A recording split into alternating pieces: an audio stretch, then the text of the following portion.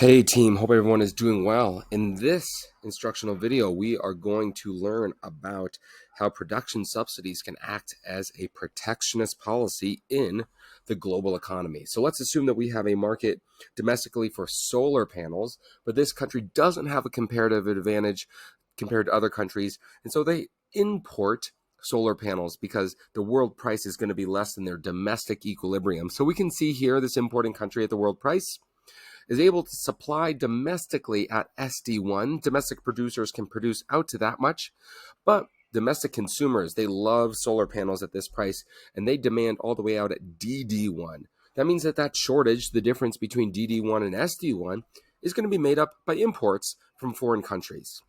Now, for whatever reason, the government of our country has decided to protect the solar panel industry domestically, and they decided to give a production subsidy as a way of protectionism. We learned all the way back in microeconomics that a production subsidy is a non-price determinant of supply, and that it lowers the cost of factors of production for these producers.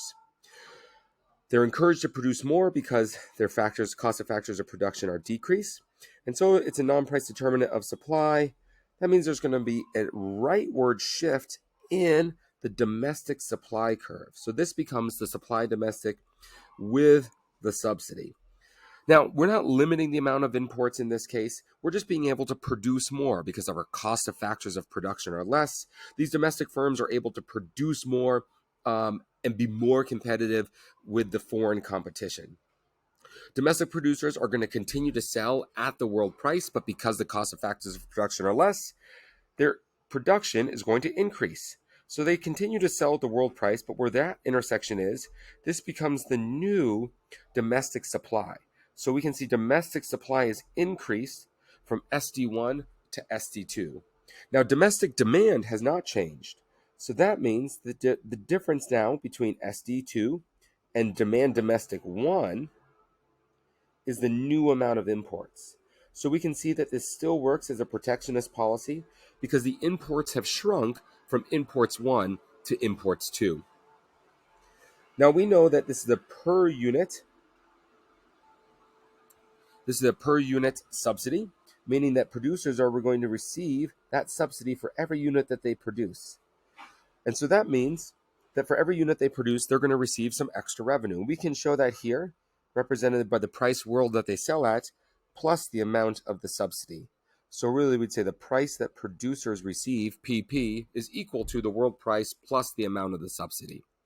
Now, due to this government intervention, we've allowed inefficient domestic firms to probably produce more than they should. So we say there's going to be a misallocation. In this case, we're probably an overallocation of solar panels by inefficient domestic firms. And we know that anytime that there's a misallocation of our resources in a market, that this is going to lead to a welfare loss. In the case of